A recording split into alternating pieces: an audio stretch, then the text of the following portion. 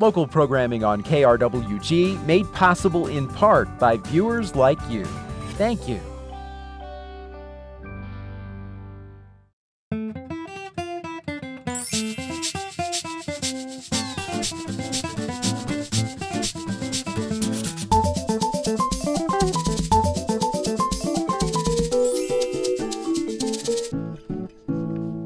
When it comes to healthy eating, Hispanics in this country have a problem.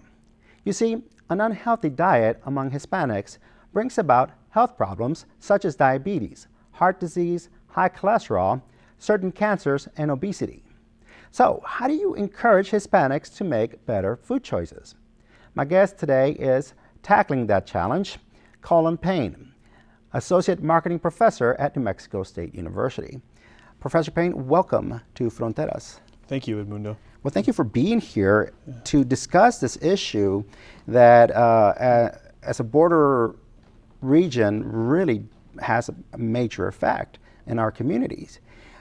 How serious is the problem of healthy eating with the largest growing minority group in the country, which will make it a problem for everyone soon? Absolutely. It's serious, but I don't think this minority group is any different than the rest of the United States.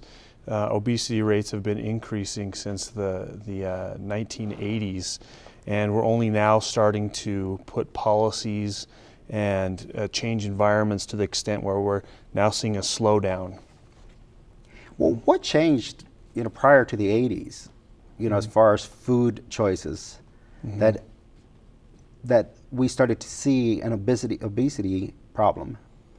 Well, I mean, there's a lot of explanations. A lot of it we still don't quite understand, but a lot of it has to do with making food unbelievably good tasting, food unbelievably cheap, but also making it available everywhere, and food actually having the unholy trinity of fat, salt, and sugar. So, where do Hispanics stand as far as, when compared to other groups in this country? African Americans, whites, Asian Americans. Where do Hispanics stand?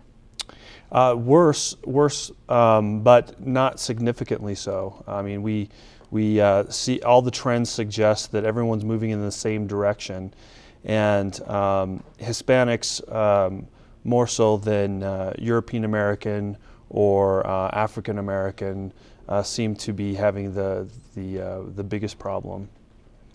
Why is that? Well, I think partly it has to do with acculturation in the U.S. So, for example, a lot of Hispanic American communities are known to be collectivistic, and that collectivism, once you get to the United States, I mean, while acculturated to the different systems in the U.S., still have that cohesion that makes them susceptible to behaving in ways that they deem appropriate for their community and themselves. And unfortunately, coming here to the U.S., for example, it is an obesogenic environment where we are easily led to not only what to eat, but how much to eat. So. I can look back and, growing up, we're first generation in my family. And I didn't know what fast food, McDonald's was until I was in my teens, literally in my teens. And we didn't grow up eating fast foods. We didn't grow up ordering pizza or anything like that. We grew up eating what my mom cooked for us. Looking back, when I go visit my family, it's become so easy for them to order pizza to feed the kids, or to order takeout to feed the family, and it just becomes much more convenient for them because, number one, I think, again, when we first moved here, we were not financially as secure. Now it's easy for them to say, my family to say, let's just order some pizza and feed the kids and be done with it. I mean, is that part of what's happening? Well, absolutely. Convenience plays a big deal to the obesity epidemic across the United States. But especially for those who may be down on their luck in terms of socioeconomic status. I know, for example, programs such as Women, Infants, and Children and the Supplemental Nutrition Assistance Program that a lot of lower socioeconomic status individuals are on, Hispanics and non-Hispanics included, use these benefits in the grocery store, for example, but because it's not money out of their pocket, a lot of people who are on these programs, for example, use them to buy things that are not necessarily good for them. Now, WIC is different in that you actually you're actually relegated to purchase certain items which are healthy, but SNAP, on the other hand, has way less restrictions, and so you can go into Walgreens, for example, and buy all candy if you wanted to with your SNAP benefits. So, I mean, there's a bunch of different mechanisms working against us, and not only this community but elsewhere. So, you know, Latinos can trace their roots back generations in this country, but is this a bigger issue, or have you had an opportunity to study this, whether this is a bigger problem with first generation Hispanics or multiple generation that have been here longer? Well, I think it depends. So going back to talking about this collectivism idea, obviously there's a range of collectivism within a culture and then also between cultures. So if you're referring to multi-generation Mexican Americans, for example, in terms of how acculturated they are to the U.S., the more acculturated they are to the U.S., it seems like the worse they do. But also, being less acculturated to the United States, we still also see increases in unhealthy eating, simply because of it's hard not to be influenced by the outside environment. So, when I've discussed this program with a couple of friends to talk about the fact that we're going to be talking about Hispanics and healthy eating, the first thing that came up is like, is it the Mexican food only?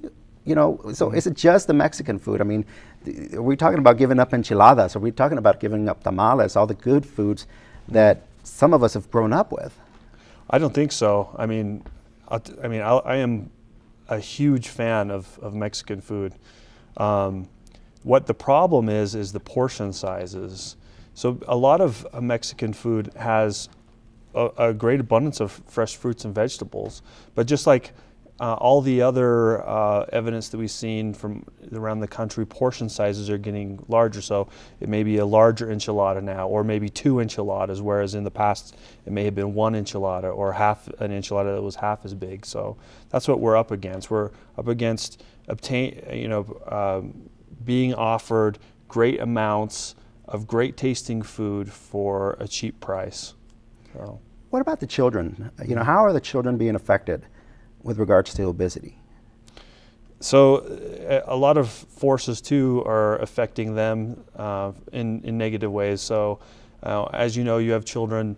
I mean, there are so many temptations to be online, to be on your smartphone, for example, to play video games, which actually reduces obviously the physical activity that they can participate in. That coupled with less healthy eating habits from their parents, or what are called nutritional gatekeepers, can really have a big influence on them, not only now but in the future, in terms of kind of creating bad habits.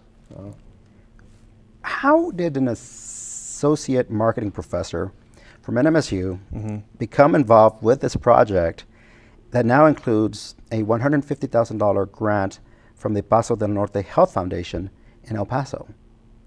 So my wife is originally from New Mexico, and so when an opportunity came to get back to the state, we took it.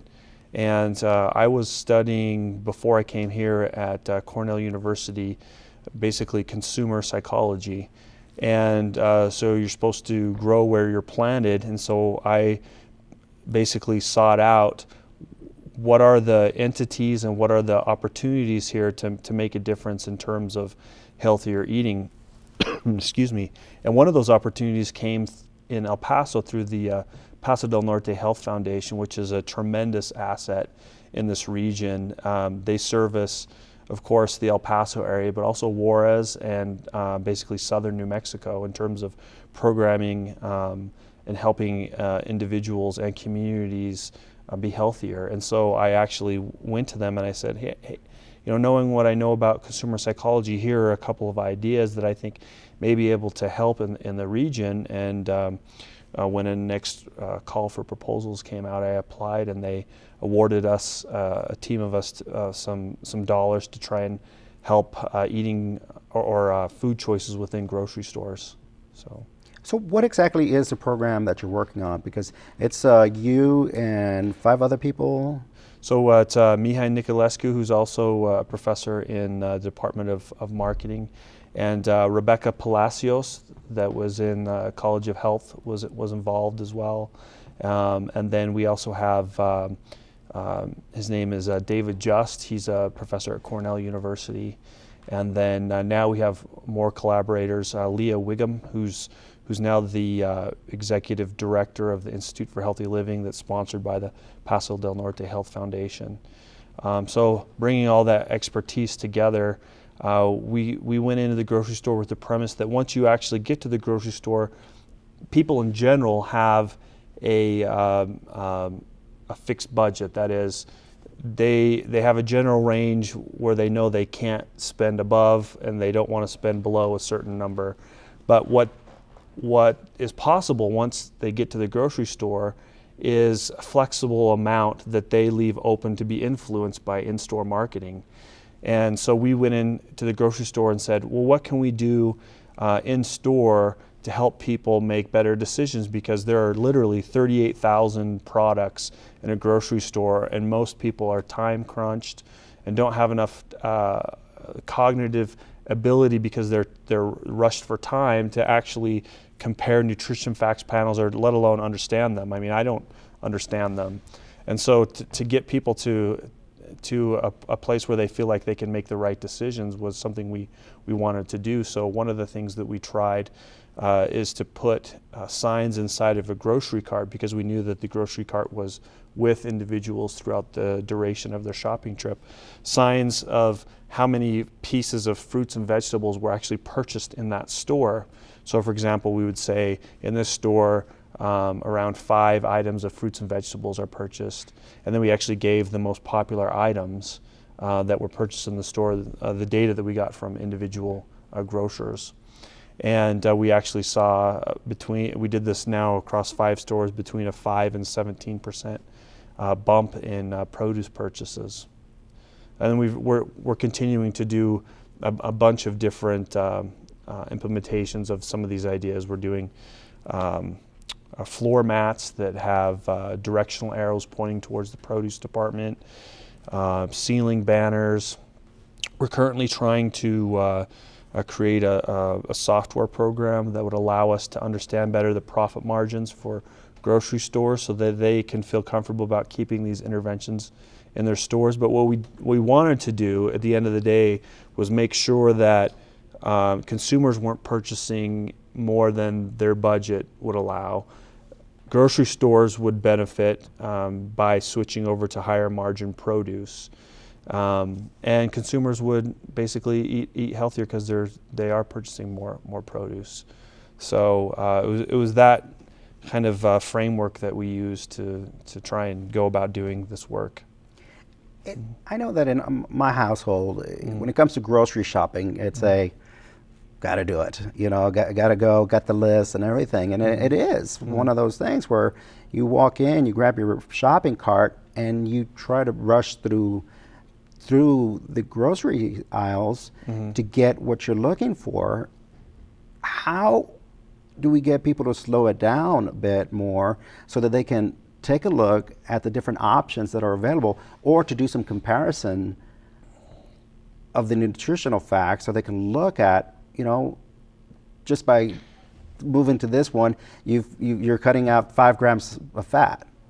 No, I mean, it's almost impossible. I mean, we're all susceptible to marketing. I mean, even my wife the other day caught me falling prey to a promotion inside the grocery store. And she says, well, don't you study this stuff? I'm like, yeah, but it's impossible to actually be vigilant all the time. I mean, we're at a tremendous disadvantage when you get in the grocery store. Every inch of the store has been researched, from how to move you through the store, to the colors of packaging, to the words on the packaging. And so what's happened recently is the FDA and FTC has said, we need you guys, that is the packaged food companies, to start regulating yourself better, because what ended up happening is companies started putting on relatively truthful health claims front of package, but comparatively misleading. So for example, I know a manufacturer who put on the front of their less than healthy cereal that said, now helps your child's immunity. Well, that may be, technically correct compared to, eating rocks. You see what I mean? So I think there's a difference between what they were putting on the front of the package versus what you would actually compare it to for it to be truthful. And so the government said you better start regulating yourself. And so they've started to make efforts to do that by removing some of that misleading advertising. But what has happened, or companies have started to come in and said to the retailers, we can nutritionally profile all of the foods inside of the grocery store and on a system that will literally allow you to compare apples to apples. That is, maybe a Granny Smith apple is more healthy than a Red Delicious. And by rating it on a star system or a number system, you could actually do that. But the problem with that is that if you go down, for example, the Oreo aisle, right, and you have this nutritional profiling system, and you pick up the double dip fudge, double stuff Oreos, which the nutritional value is almost zero, right, and then you look just to the side of it, and you see the Oreos that are multi-grain, free range. Of course, there's not free range Oreos, but you're comparing. But then you might get a little bit higher score. So then you actually end up choosing that version of the Oreos instead of the less healthy one. But you're still not choosing the fruits and vegetables in the produce department. So that was our thinking when we went into the grocery store, is that not only do we want to give people information of what's healthy, but what's normal and appropriate to buy in the store in terms of fruits and vegetables, because we get lost. All of us get lost in the very confusing, very chaotic environment that is the grocery store.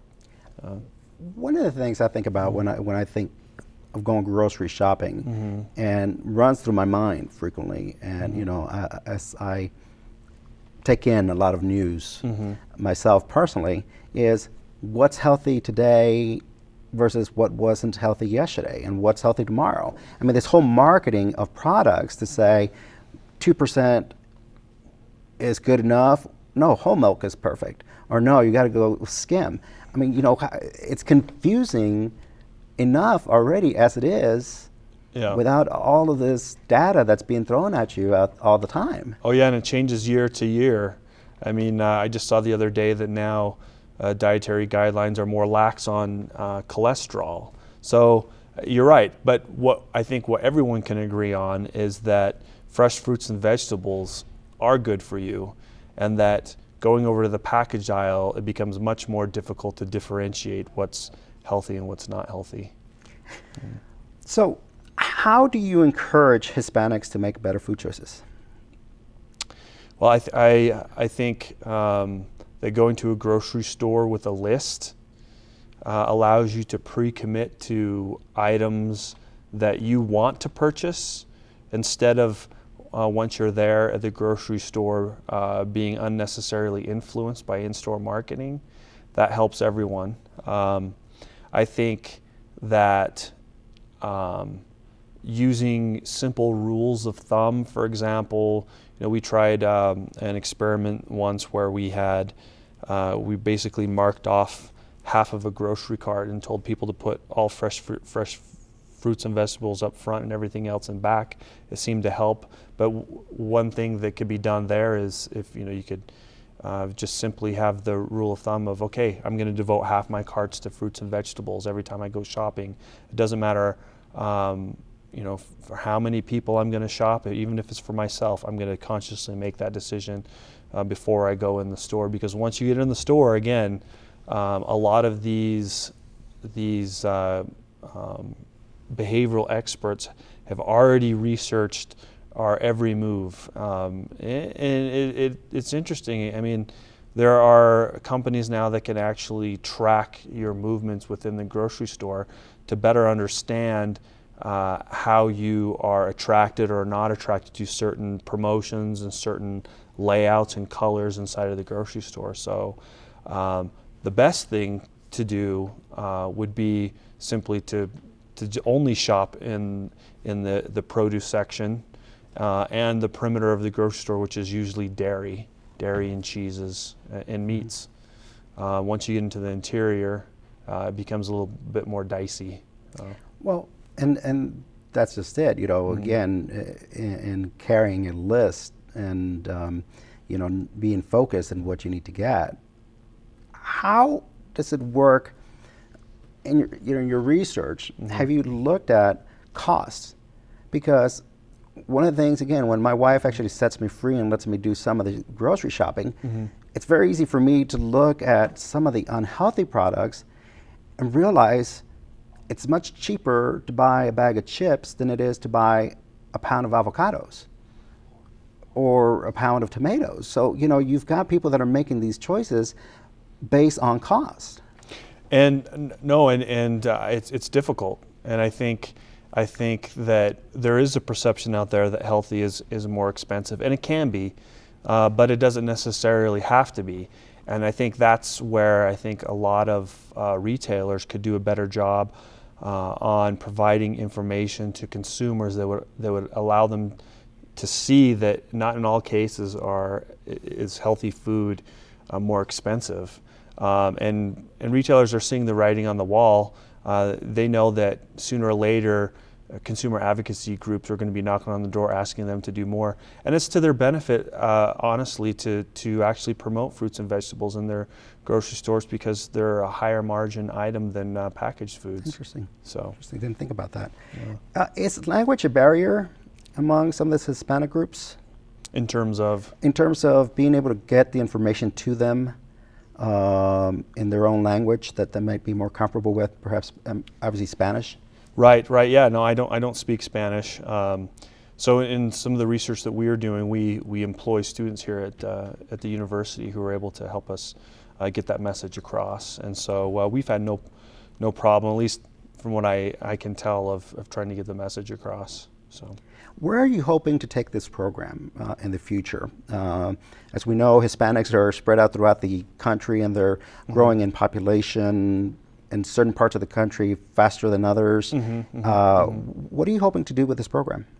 Well, we're hoping to tailor the program to specific populations. So, for example, we're looking at in the next 6 months of really trying to find messages and nutrition interventions that are most appealing to Hispanic consumers in the area, and then get to the point where we'll know which nutrition interventions and which messages consumers most like and most appreciate in terms of helping them purchase fresh fruits and vegetables. So that's where we are with that.